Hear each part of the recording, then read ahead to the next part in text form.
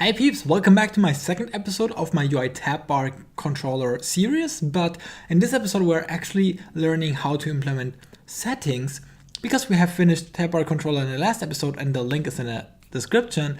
However, let's have a look what we end up having at the end of this episode. We will have a table view, just a simple table view, but we will also have a toggle in our settings view so that when we toggle it on, we will have more detailed information for each digit assigned, right? Have you seen it?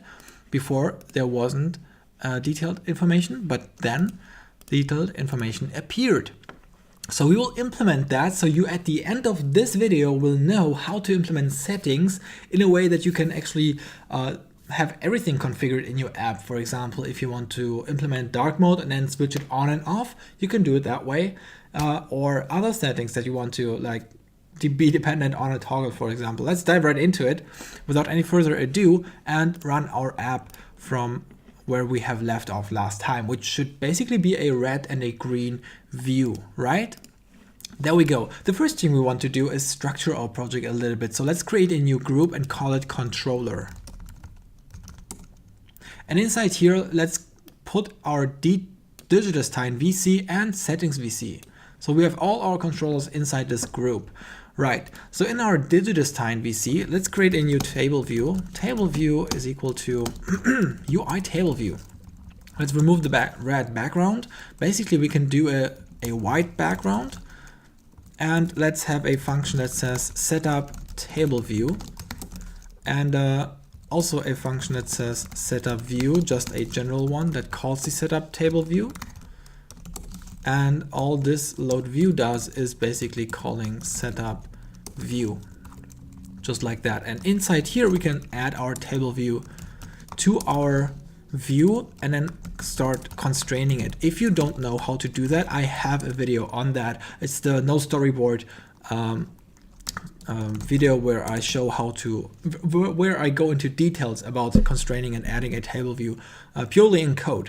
That's why I'm not going to focus on it in this video because it's already taking a little bit of time to do it, and it's boilerplate in some sort because we're at the end we want to implement settings, right? But we still have to go and implement all this all these views that we want to work with, and I don't want to skip further and just have them ready already when starting the video, because it, to me at least, always feels like, well, he's showing me something but I don't know I haven't seen what he has done until to this point. Although I know how to put a table view into my view, he might have done also some more things. I don't know. That's why I want to really show you each line of code I'm doing, so you really can just type it off, so you can actually even not know what we are doing and just repeat what I do, and it will still work on your machine. So that's my goal. Okay, that's why we also have to do these things that are not related to the actual topic of the video, right? And the good thing is, let's just run our app and see whether we have a table view. The good thing is for you, since it's a video, you can skim or skip forward to the part where we are implementing the settings if you're not interested in how to add a table view and all the formal code that we have to implement. Okay, we have our table view. Let's move on to add our data source. So our digitastine VC is our data source, a UITableView data source, and we will have to implement two functions. That one returns the count of rows and the other returns the cell for each row. And before we do that, we can introduce our digitastine list, which is an array of, I would like to have actually objects, like a digitastine object with a name and a Digimon instead of just strings. Let's do that. Let's create a new group and say we call it model. And inside here, we create a new file and call it, first of all, a Swift file, and then we call it digitastine like that, and we will define a struct digitastine just like that, and it will have a name, right? And it will have a Digimon, which also just is of type string. Let's do like that. Cool. All right, moving back to our digitastine VC, we can now go and say, yeah, it is an array of digidestined with the name Thai and Agumon. And before I go on with all the other 7 digidestineds, I will just copy over my code that I have prepared for it, because that's really just something that we don't have to do on camera, right? And you can pause right here and type it off if you want to have it exact the same, right? Thai, Matt, Joey, TK, Izzy, Zora, Mimi, Kari, Carrie. All right, and digidestined has to be all up. If I click Option and then go with the cursor down, we can see we have multi-line, and then can change things like that. That's a cool little thing to know. All right, moving on, we can now say return digidestined list count, and then we can say, okay, we want our cell from our table view, DQ reusable cell with a string identifier for index path. And latest at this point you will notice, oh yeah, I haven't registered a table cell yet. I'm initiating a table cell with the help of DQ reusable cell based on a cell. Which cell? I haven't registered one. So let's fix that and register one. So register a cell class, which is UITableView cell with the same identifier cell ID. So we are registering it with that ID, and then we are able to make an instance out of it with that function passing in the ID. And let's move on and say, okay, cell, the text label text should be, oh, first of all, let's get our digidestined list at the index path dot row, right? And now we can say cell text label text should be digidestined name, and then also cell is having a detail text label text, and then we can assign digidestined Digimon and then return finally this cell. If we run that code, let's do that, we will see that we only see the text label, and we only see nothing because we also have forgotten to set our data source to our view controller, so our table view actually knows what data or where to call the functions. So we have our rows with our digidestined, but we don't see the Digimon displayed. That is because the UI table view is having different styles, right? You have different styles when you're initiating it, and a style could be default, value 1, value 2, or subtitle. And by default, the UI table view cell with the default style is created, and since we are not creating it ourselves, but actually DQ reusable cell is creating the cell, this UI table view cell, it will always create it with the default style, and the default style is not having the detailed text label enabled, so to say. And we can fix that by creating our own custom cell that does nothing but override the init function, right? So when it's created, and then instead of having the default style passed into the super init, we will pass in the subtitle style. So we do see the detailed text. Let's do that. And for that, let's also create a new group and call it view.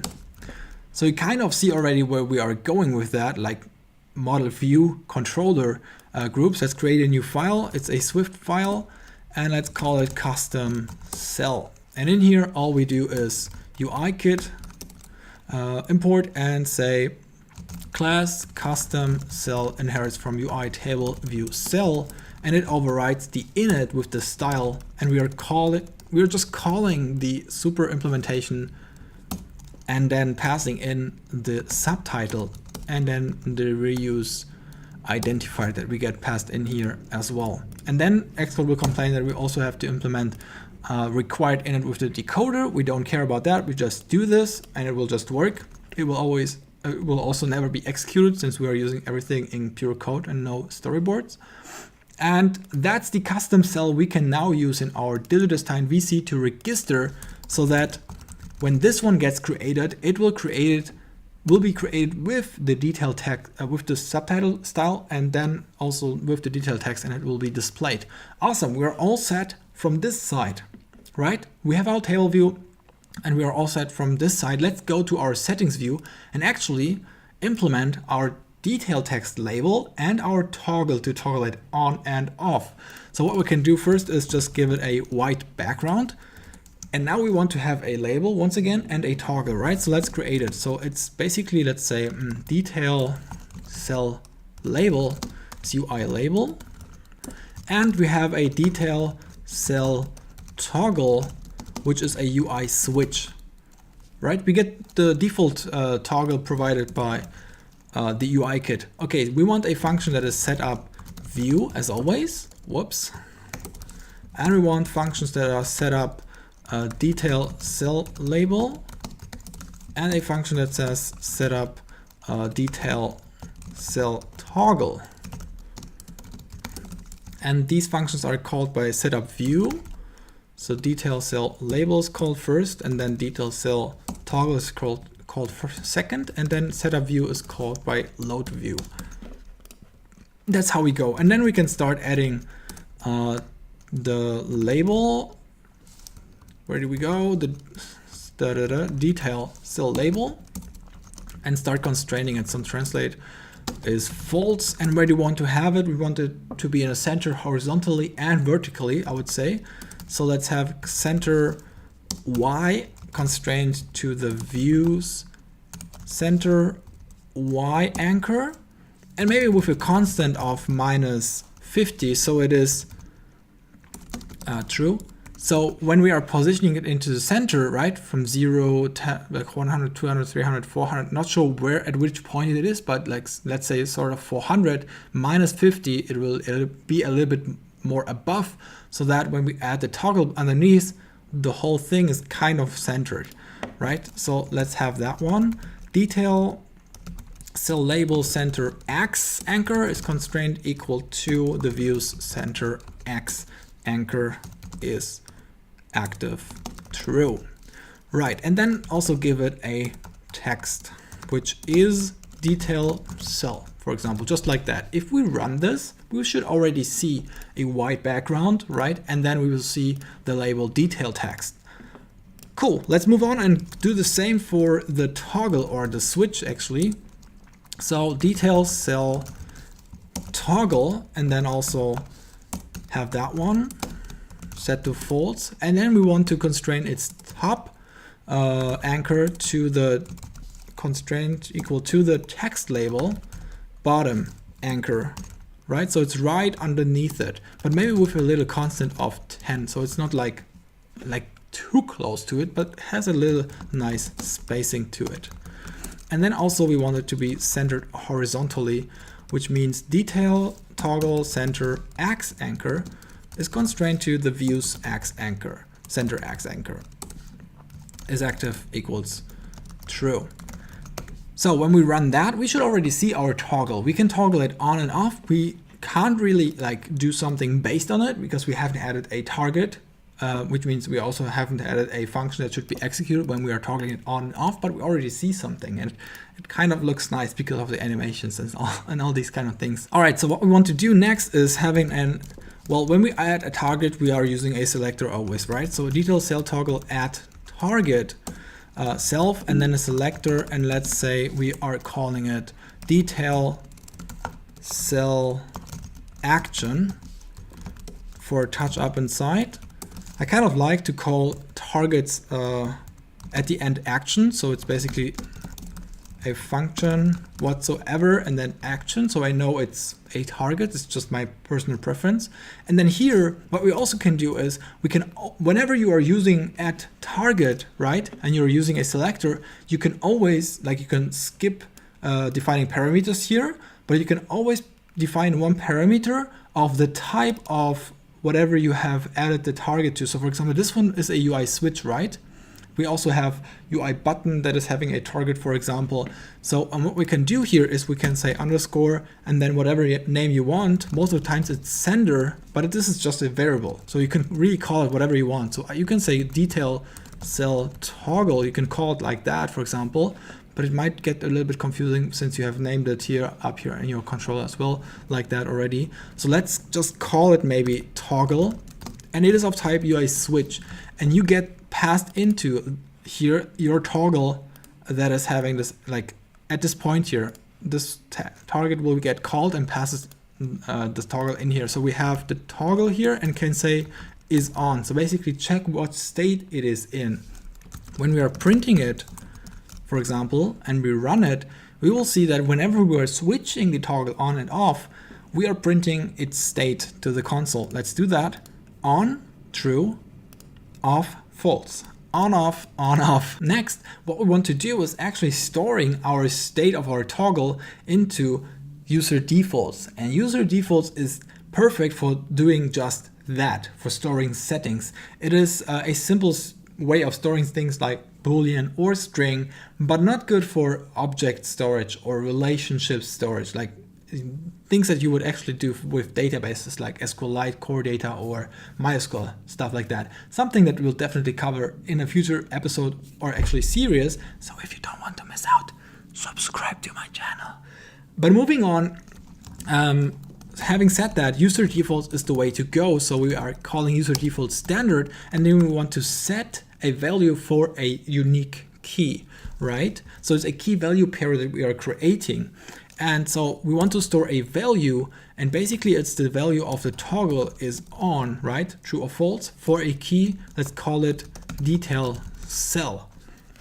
And I can highly recommend to refactor this string into a different file, and then, for example, call this file settings key, and then have a static variable cell ID, for example, and have your string right there. So because we are going to reuse this up to 3 times, and the possibility of typos is high, and then you will have like bugs without maybe noticing it. Anyway, so we are storing our value to user defaults, and if we rerun the app, we won't really see something because it happens in the background, right? But here's the thing: if we are toggling it on, and now we are, for example, closing the app. Let's close the app, and then let's reopen it. It's off. Yes, we have stored the state. No, we haven't retrieved it and reapplied it to our toggle. So what we want to do is, when we set up the toggle, we want to get the state out of user defaults and apply it to our toggle. So let's have is detail cell toggle on, and then we are using user defaults and standard, and we want to retrieve a Boolean, right? We have set a Boolean for a key, and we want to retrieve back a Boolean for a key, which is the cell, detail cell. There you go. Already almost had a typo. That's why I said like refactor that one into a different file, so you always use a variable instead of typing a string yourself over and over again. We can do that at the end. All right, so we are getting the value out of our user default, and then we can say detail cell toggle, and then set on, and then pass in the Boolean, right? Because it's either on or it's off, and then we can say animated true or false. And when we rerun that, we will see that when we are launching the app, it will call these functions, right? And then set the toggle to the right state. So it was on before. And have you seen the little movement here? That is because of true. It kind of can get irritating. So let's like toggle it off, reopen the app and see whether it's off. It is. And then let's toggle it on again and reopen the app again and see it is on. And we can make it false, and then we have it like instantaneously and not like animated. So if we go here, it's instantaneously. I kind of like that one better because the animation kind of looks like it's like, I don't know, it looks weird to me. Anyway, so we have now stored the state and retrieved the state back to apply it to our toggle. What about now to retrieve the state and based on that display or not display the detail text, right? Because that's what it's all about. We are doing some settings, but these settings should be also applied somewhere else. And so we are going back to our DigiDesign VC, and in here, what we can do is every UI view and UI label, UI switch, UI, I don't know, table view is inheriting from UI view, right? That's why you can add it as a view, and and all these UI views are also having a property called is hidden. And you can use that to hide or not hide your UI view. And what we want to do is we want to use that for the detail text label, which is a UI label. So we can say cell, we can retrieve when we are when this function gets executed, table view, right? When will it get executed? When you are launching the app the first time and the table gets constructed, right? Like created, then these functions get executed, the number of rows, and then for each row the cells. So that's when this function gets executed. When we are switching the tab to the settings and toggling it off and switching back, the table will not be recreated. It's still there. So these functions won't be executed again. Let's keep that in mind. But once again, when we are opening the app and the table is created, this will be executed, and we want to display or not display the detail text based on the settings that we have stored, right? So let's retrieve the settings. So is detail text, let's say visible, right? And then we say user defaults standard, and then we want to retrieve the boolean for the key. What was it? Detail cell. You see already I have the issue of remembering the right ID because I have to type it myself instead of using a variable. So we are retrieving it, and then we can say cell detail text label is hidden, right? And then not is detail text visible, because if this one is on, so true, then is hidden true doesn't really make sense, because if it's true for visible, it shouldn't be true for hidden. It should be false for hidden. And if it's false for visible, it shouldn't be false for hidden, but true for hidden. But, so basically just the inverse. So I hope that makes sense. If we rerun it, yes, it will work when we are reopening the app, right? We have toggled it off. If we toggle it on, switch back, it's not visible. But when we reopen, or restarting the app, it will recreate the table and then based on that render or not render the text, detail text. How do we fix it that we also applied when we switch the view? Well, we can override the function that is called view will appear. So whenever this view is about to appear, because we are switching to another tab, and when we are tapping that one, it has for a short amount of time the state of it will appear and will execute this function. And at this point, we can just force to reload the table. So what we can do is here we say super view will appear, and we just pass in whatever gets passed into here. And then we say table view reload data. So we are forcing the table view to reload its data and actually re-executing these functions here, which has the lines of code to retrieve this current state of toggle, right? And then applying it to the detail text. So that means if we run that, what we do here is we are retrieving on the initial creation the state, right? And then we go to our toggle, we toggle it off, and then on will appear, we are again, now we have stored false, right? For visible, so it's hidden true. And then it will re-execute, and then it will not display the detail text anymore. And then we can toggle it on again, and it will display it again.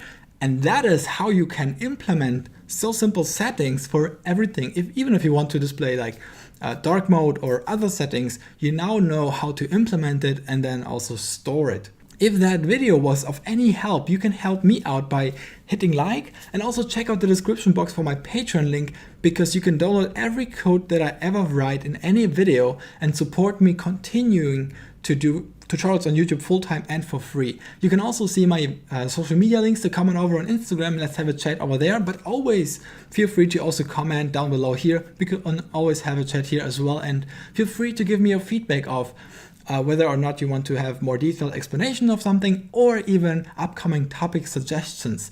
Don't forget to subscribe to not miss out on future episodes and series and my live streams, because I live stream side projects that I'm working on currently, and we can just like chill at the evening, listen to some music, you work on your side project, I work on my side project, we have a chat, just a casual productive evening. It's fun.